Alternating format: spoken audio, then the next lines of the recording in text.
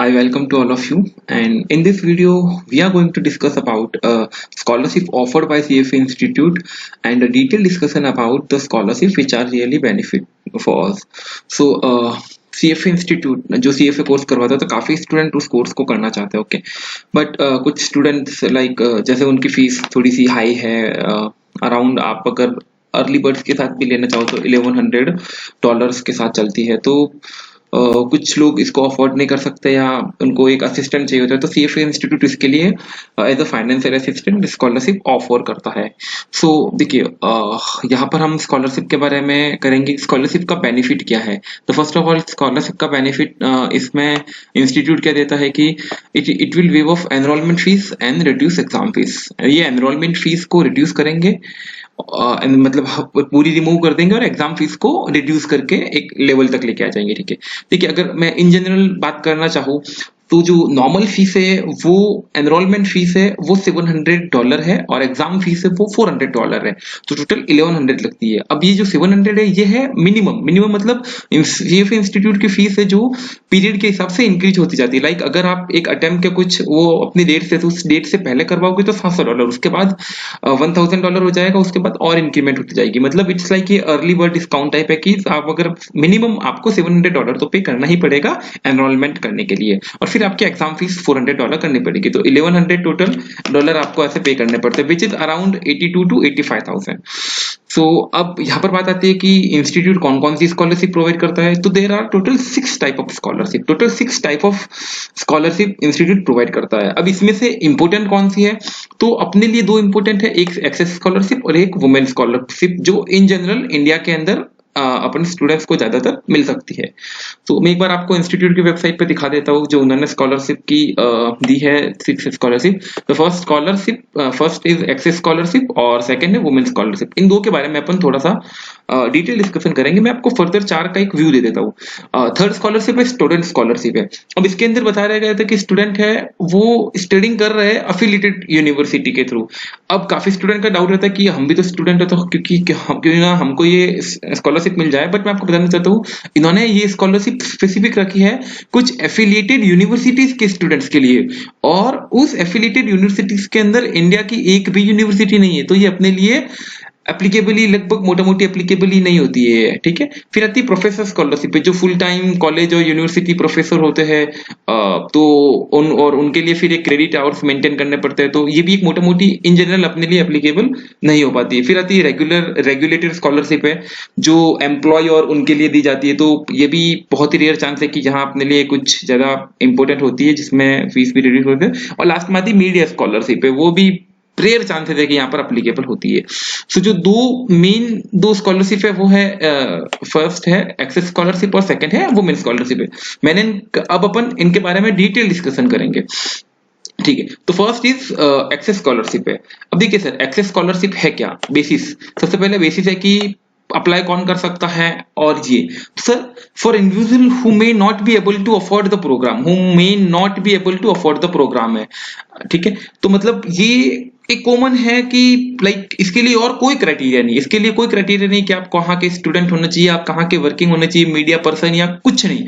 Simple सी है कि हाँ मेरे को ये कॉस्ट बहुत ज्यादा लगती है और मैं इसको financially I am not able to कि मैं ये पूरी की पूरी फीस भर सकूं। ठीक है, तो इसके लिए एक्सेस स्कॉलरशिप है। अब इसके अंदर मेन बेनिफिट क्या सर? मेन बेनिफिट ये है कि जो टोटल फीस अपन ऊपर ये जो 1100 जो है ना, ये रिड्यूस होकर आ जाएगी 250, ये रिड्यूस होकर टोटल 250। मतलब जो सर ये 700 की फीस है ना, ये हो जाएगी नील, ये से एनरोलमेंट फीस हो जाएगी नील, ये देखिए ये नील, और एग्जाम फीस है ना ये रिड्यूस होकर 250 हो जाएगी, तो आपको फाइनली $250 ही पे करना होता है, तो वो अराउंड होता है 80 to 20,000। तो अगर ये स्कॉलरशिप एक्सेप्ट हो जाती है तो इसमें 60 to 65,000 की ह्यूज सेविंग होती है।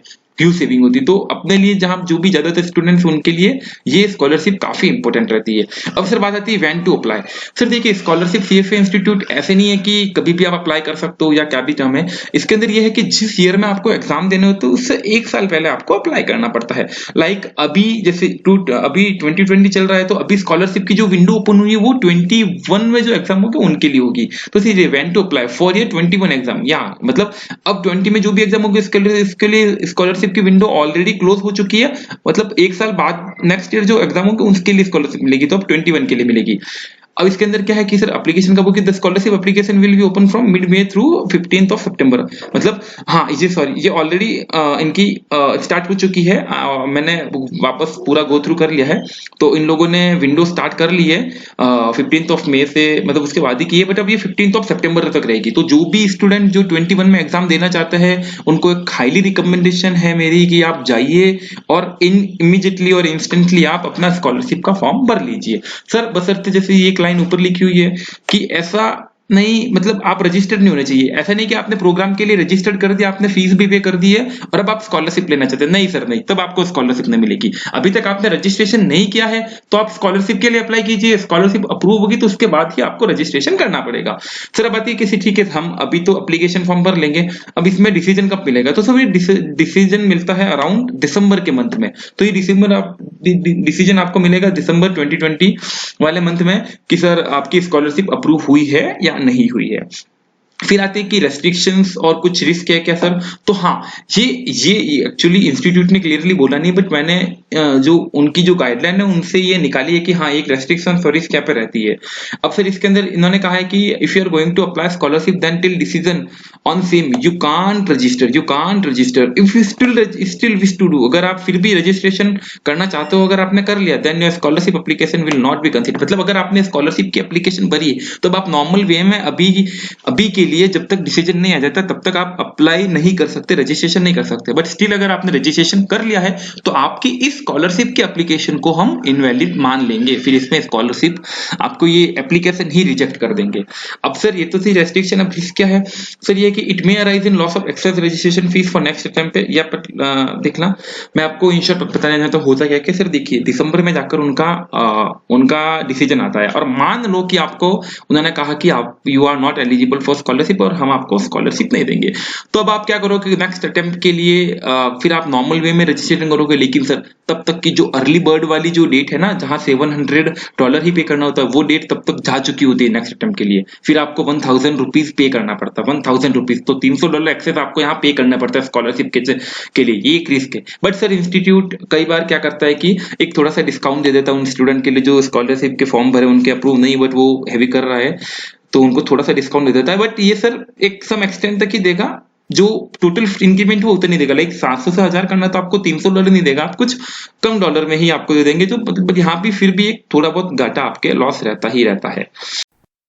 ओके नाउ एप्लीकेशन कंटेंट, देखिए जब आप स्कॉलरशिप या एक्सेस स्कॉलरशिप का फॉर्म भरोगे ना तो इसके अंदर बहुत सी बेसिक डिटेल्स आपके साथ मांगी जाएगी, आपकी जो बेसिक डिटेल होगी वो, उसके अलावा दो रेफरेंसेस की कॉन्टैक्ट डिटेल मांगी जाएगी, मोबाइल नंबर, मेल आईडी, और दो फाइनेंशियल इंफॉर्मेशन मांगी जाएगी कि मतलब आपकी जो परिवार की टोटल इनकम है वो कितनी है, फैमिली की इनकम, और आपकी टोटल वेल्थ कितनी है, असेट्स कितनी टोटल, आई मीन, तो वो दो इन्फॉर्मेशन। उसके अलावा तीसरी जो मेन इंपॉर्टेंट और सबसे मेन इंपॉर्टेंट है वो एक आपसे स्टेटमेंट मांगते हैं कि आप डिस्क्राइब कीजिए, उसके अंदर आपको डिस्क्रिप्शन में लिखना पड़ता है। अब वो उसके अंदर क्या लिखना पड़ता है, तो ये मैंने सीएफए की वेबसाइट से लिया है कि इसके अंदर क्या क्या होना चाहिए। सबसे पहले मतलब आपको एक ऐसा स्टेटमेंट फॉर्म करना पड़ेगा जिसके अंदर आपकी एकेडमिक बैकग्राउंड आ जाए कि अभी तक क्या आपकी क्या एकेडमिक बैकग्राउंड थी, कि कितना आपने पढ़ा है और क्या चीज चल रही है अभी करंटली। फाइनेंस नीड आ जाए, उसके अंदर आपको प्रॉपर्ली बताना है कि yes I am not able to arrange such a higher amount so I need finance assistance. What is your interest in course है कैसा आया और मतलब कितना इंटरेस्ट है, आप क्या करके क्या करना चाहते हो। And last is to show in detail finance support, describe about the impediment you face, like कि अभी तक आपने क्या challenges face किए हैं, अभी तक आपने क्या challenges face किए हैं, ये सब आपको दिखाने पड़ते हैं, जो obstacles आपने लिए हैं ये। तो गाइज ध्यान रखना कि आप जितना टाइम इस एप्लीकेशन जो स्टेटमेंट फॉर्म करने के लिए लगाओगे आप उतना लगाओ, बट ये आप बहुत ही इंपॉर्टेंट और बहुत ही अच्छे तरीके से फ्रेम कीजिए, क्योंकि जो पासिंग देखिए 40 to 50% स्कॉलरशिप वो ग्रांट करते हैं, मतलब एप्लीकेशन जो आती है टोटल नंबर उसमें से 40-50% को वो स्कॉलरशिप देते हैं। अब उसमें से उनका मोटा मोटी मेन क्राइटेरिया ये सबको यही होता है कि उसके अलावा तो बहुत ही बेसिक डिटेल होती है, उनसे उनको कुछ नहीं करना होता है मोटा मोटी। तो मेन इंपॉर्टेंट ये जो आपको वहां पर एक एप्लीकेशन वाला जो स्टेटमेंट रहेगा वही उसके बेसिस के ऊपर ही वो आपको स्कॉलरशिप ग्रांट करेंगे, तो उसके ऊपर आप वो अच्छे से लिखना। इस एप्लीकेशन फॉर्मेट के लिए अगर आपको कुछ हेल्प चाहिए कुछ, तो यू मे कॉन्टेक्ट मी। नीचे कमेंट बॉक्स में भी मैंने मेल आईडी दी और मैंने यहाँ पे भी नीचे लिखा है मेल, आप वहां पर ड्रॉप कर सकते हो कुछ असिस्टेंस के लिए। ये थी फर्स्ट ऑफ अपनी access scholarship. Now second scholarship is women scholarship.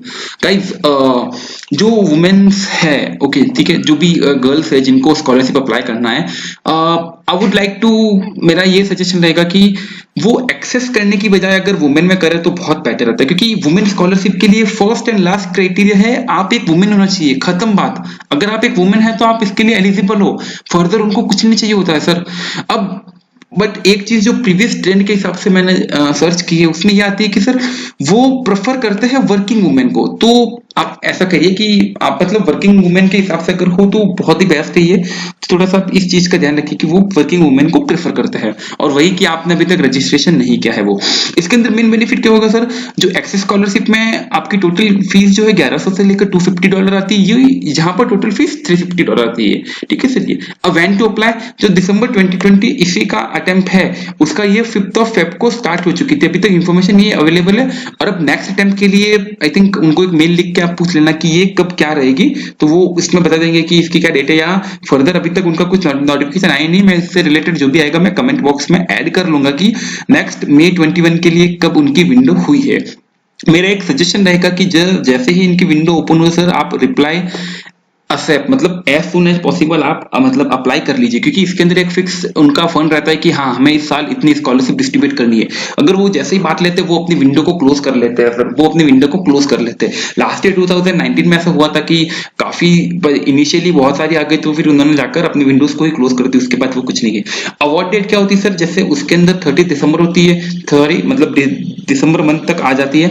इसके अंदर से कुछ नहीं है सर, मतलब कुछ फिक्स डेट नहीं है, बट ये है कि आपको institute with in 20 to 30 days में रिप्लाई कर देता है कि सर हाँ आपको स्कॉलरशिप, मैम आपको स्कॉलरशिप मिलेगी, यहाँ नहीं मिलेगी, ये आपको रिप्लाई कर देता है। तो सर एज सिंपल मैं पूरा कंक्लूड करना चाहूँ तो एक एक्सेस स्कॉलरशिप, एक वुमेन स्कॉलरशिप, जो भी वुमेन है जिनको, और अगर वो वर्किंग प्रेफरेबली वो वर्किंग वुमेन है तो उनके लिए मस्ट, और मतलब पूरा मतलब मेरी तरफ से तो पूरा रहेगा कि आप वुमेन स्कॉलरशिप के अंदर ही ट्राई कीजिए, आपको स्कॉलरशिप इजीली मिल जाएगी अच्छे से। $100 का डिफरेंस है, बट यहाँ पर मिलने के बहुत ज्यादा चांस रहता है। और अगर जो वर्किंग में नहीं है या वो शो नहीं कर सकते हैं तो बेटर है फिर आप एक्सेस स्कॉलरशिप में आइए, बट वहां पर आप अपना statement, I want to repeat the same line again, that आप जो अपना आपका स्टेटमेंट है वो आपका एकदम परफेक्ट होना चाहिए। स्टेटमेंट को आप एकदम ढंग से डिस्क्राइब करना सही से, उसके ऊपर ही स्कॉलरशिप का पूरा अवार्ड रहता है कि आपको मिलेगी या नहीं मिलेगी। ठीक है गाइस, तो ये पूरी की पूरी स्कॉलरशिप की डिटेल थी, मैंने आपको यहाँ बता दी है। और फिर अगर आपको कुछ क्वेरी हो या कुछ असिस्टेंस चाहिए, कहीं भी कुछ भी इश्यू आ रहा है, तो you may drop a mail to my mail ID, मैंने ये यहाँ डिस्क्राइब इस पीडीएफ में लिख रखी है, lalitmali03@gmail.com, और मैं ये साथ में डिस्क्रिप्शन बॉक्स में भी अटैच कर लूंगा। ठीक है, तो ये, और अब बात आती है कि आपको अप्लाई कैसे करना है, तो आई थिंक वो बहुत ही सिंपल है। आप स्कॉलरशिप वाले वेबसाइट, मतलब उनकी सीएफए वाली वेबसाइट से जाकर कर सकते हो। स्टिल अगर आपको वहां पे भी कुछ इश्यू हो तो लेट मी नो, मैं उसमें भी आपको गाइड कर लूंगा। Okay, thank you so much guys. अगर आपकी कुछ क्वेरीज हो तो आप मेल डालिए या कमेंट करके मेरे को बताइए, I will try to resolve as soon as possible. Thank you so much guys.